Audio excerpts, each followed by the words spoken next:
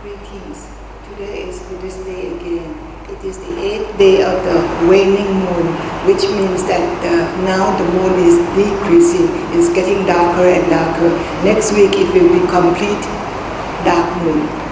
So today in front of me you will see that I have some beautiful flowers. Now when I say beautiful flowers, that's very subjective. Very subjective, it depends on me. I think it's beautiful. Now this flower, there is something that I would like to share with you. You notice the jasmine? In the West you don't have jasmine because jasmine really grows in warmer country, warmer climate. Jasmine, these jasmines are actually made out of tissue paper.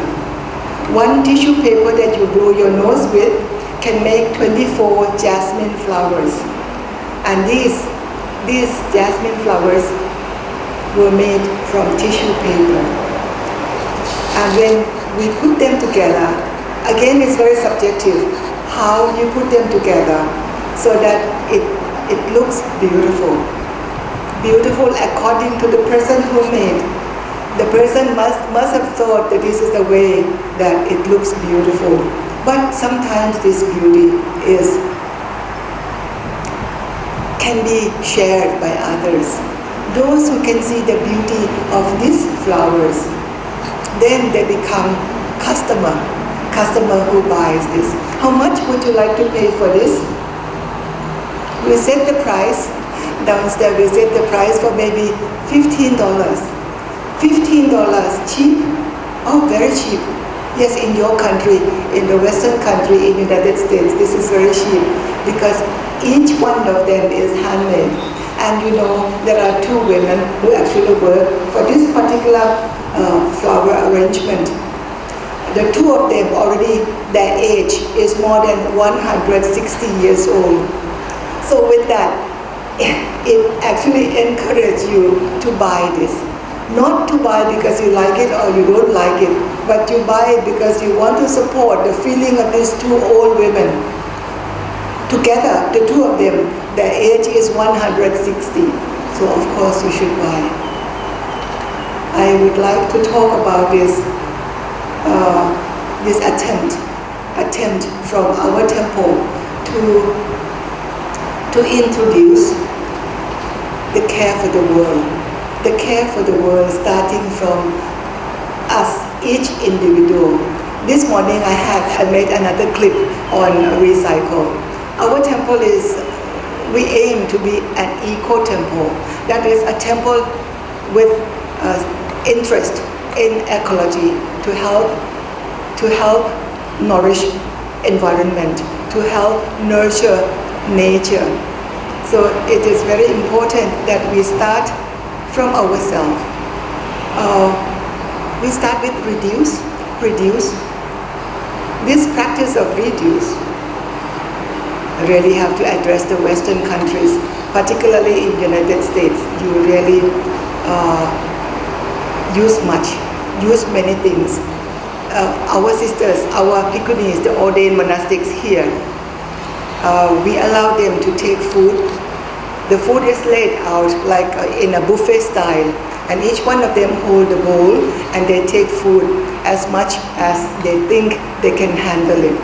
Well, this is a real practice, real Buddhist practice, because each one of them, in Thai expression, they said if their eyes are bigger than their stomach, then they would take too much and then they cannot handle it. So this is the practice that monastics always have to observe, that when you take food that is offered, you take because you know how much you need to help this physical body. So whatever you take into your bowl, you have to be able to finish it. But we notice that in the leftover bin, at the time when we wash the bowl after the meal, the leftover from each bowl would go into this bin. We call it for compost. You see the compost from the leftover from each bowl is a lot. a lot, which means that each monastic have taken more than what they can eat. Yes, more than what they can eat. So this come back to the practice of reduce. Reduce. Reduce is how much you can take. You know, I have to confess, I myself did not know how much I could eat. That's a shame, right? But please examine carefully. Do you know how much you can eat? I did not know until I went to Taiwan, and I was attending this 3-bowl meal in the practice of the Fo Guangshan. That is a time when I realized that I really did not know how much I could handle. The food is offered. There are 3 bowls in front of you, and you take only that which you think you can handle. If you think that it's too much, you don't touch. And then the server will come and return that, whether it is rice, whether it is vegetable, return, and then give you again a smaller portion. The practice went so far so good, you know. They didn't explain to me in language. Of course they did, but I did not understand the Chinese language. But I just watched them with my eyes, you know. I was looking left and right to see what other people were doing. But then there was one time that there was one piece of tofu that was too much for me to handle. So I have taken already this bowl in front of me, which means once you have removed this bowl to your area, you have to be able to finish it. I could not finish this piece of tofu, so I returned it. And you know what happened? I realized that by returning that piece of tofu, I actually caused traffic jam. Traffic jam.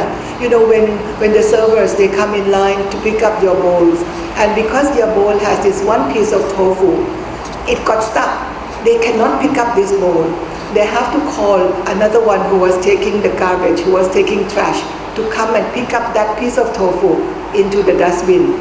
And then the traffic jam, meaning that they could not continue, stack up the bowl. You know, they have to work very fast. They were feeding us. I was one of the 3,000 people having that meal. So you can imagine, once when I made that mistake, you know, by leaving that piece of tofu, they could not collect the cup, the bowl. They could not collect the bowl. They just put it one on top of another, a long one up to that chin, you know. They press the bowl with that chin and then they go away. So you can imagine that the speed of the service was so great.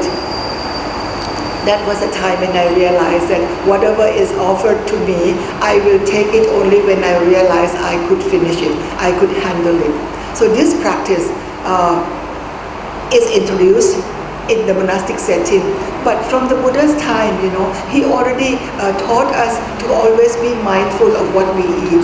That's why we do the Paccavek, no?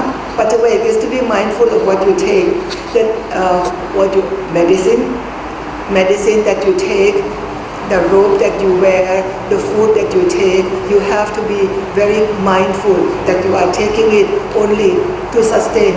Food that you take is only to sustain your body, so that you can continue your work, so that you can continue your life, serving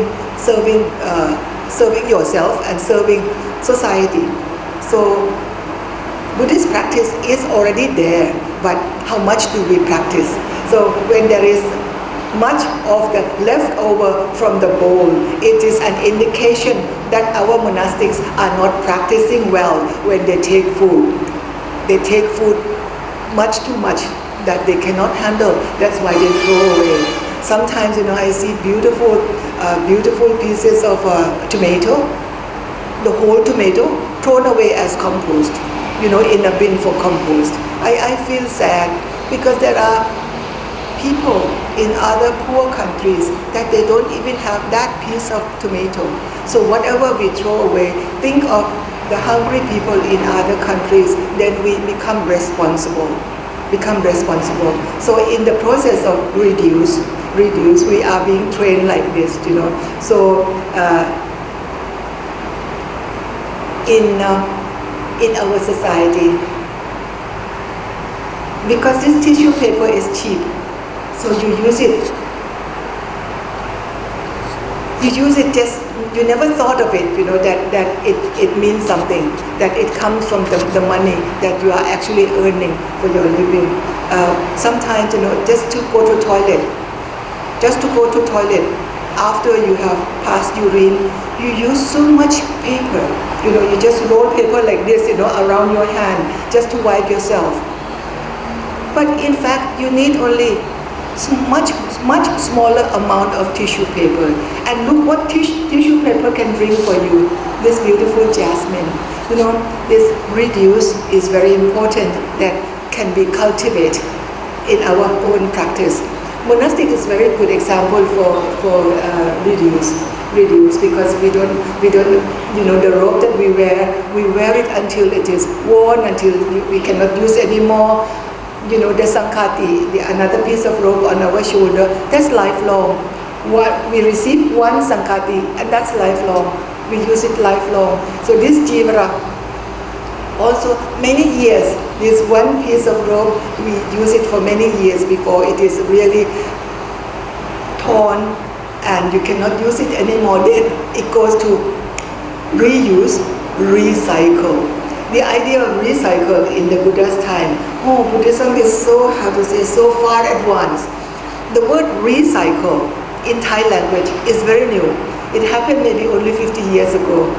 But recycle happened in Buddhism 2,600 years ago, when, this was right after the Buddha's passing away. The Buddha already passed away.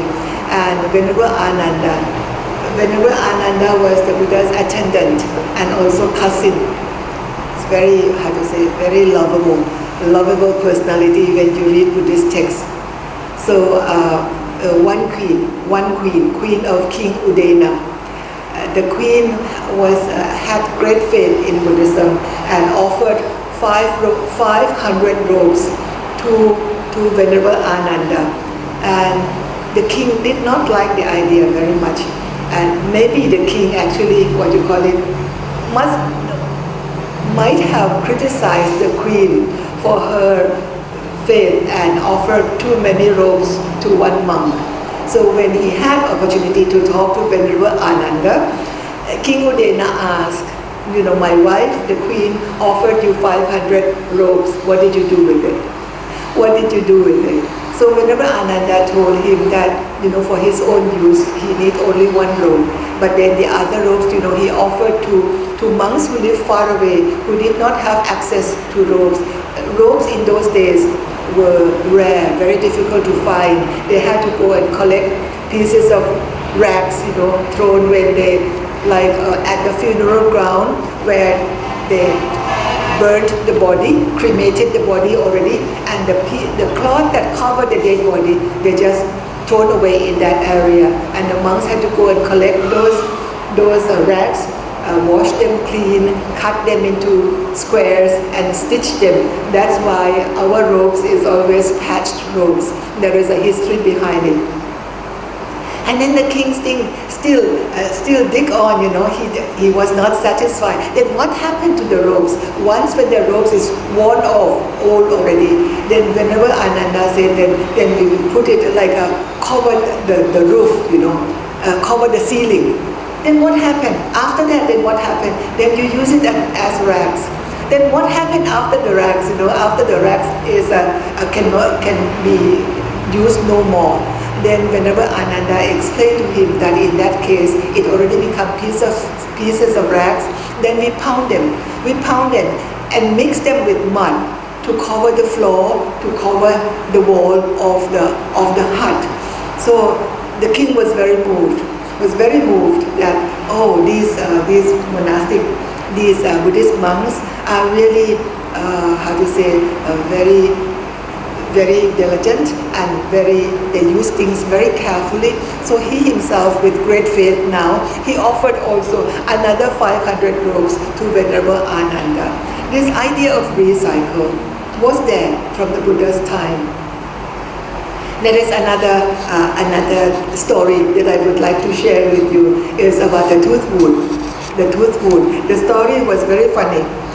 How things which are abundant, you don't take things for granted.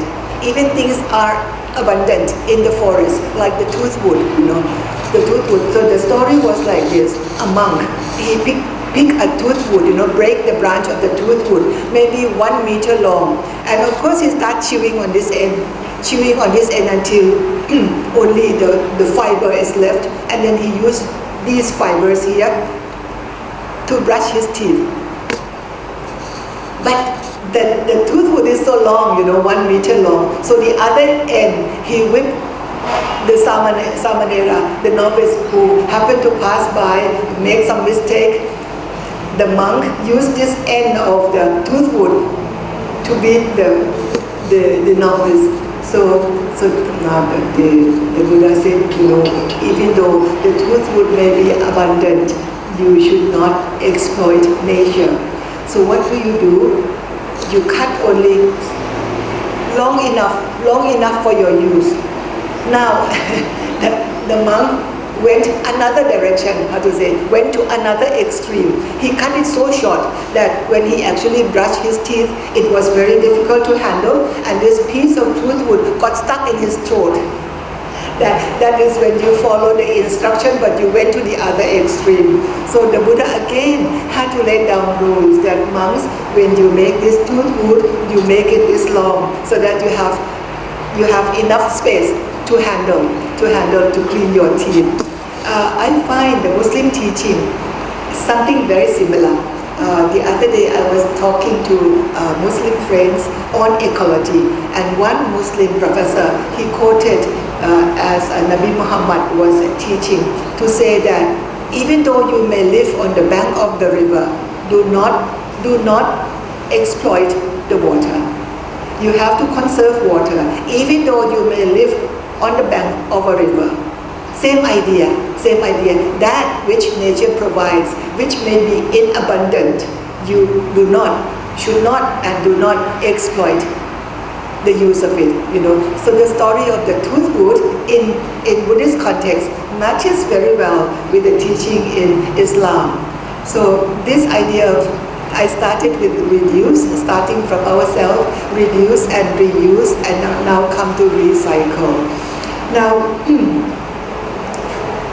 so our temple is very particular, how we separate trash. We separate our trash, paper, newspaper, and the paper which you use in your office, what you call A4 paper. Which one is more expensive when you sell it? The newspaper. The newspaper can sell at a better price than A4 paper. But whatever paper, we collect them and we separate them accordingly, according to the rate that we will get when we sell it. There are small packages, that you usually throw away. It becomes really waste, it goes to trash. But those things are now collected. I don't know the English word, but in Thai we call it khaya kampra, the orphan trash. The orphan trash meaning that nobody wants it anymore. You cannot sell it, you cannot resell it, you cannot reuse it. So it really becomes trash thrown away. Now there is company. There is company that accept these thrown away garbage, and they go through process of making it as fuel to use in cement factory. So now we start collecting these thrown away trash because it is meaningful because it can be recycled in a different way, with this new technology. So we are very careful, we are very cautious in the way we use and the way we throw away things. Then we realize that our temple can be zero waste. We do not waste anything. Everything comes back. Everything can come back to be reused again. So we cannot talk about others. Let's talk about ourselves. Each day, how much are you responsible for your trash? Let's talk about us. Let's talk about our own involvement, our own commitment to make this world, this globe, the kind of globe that you would like to hand over to your grandchildren. This is our responsibility, very much our responsibility, and it can start from today.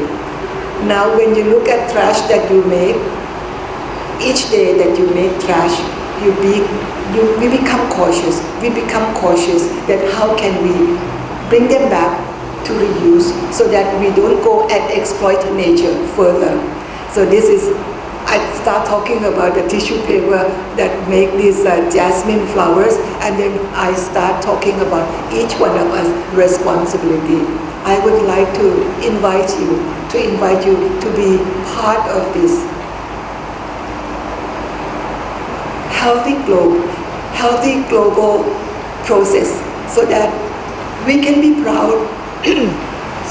We can be proud to hand this globe, this world, to our future generation, to our grandchildren, without feeling guilty that we should have done so and so, but we did not. So we can start today. I invite all of you to start doing it. Thank you so much.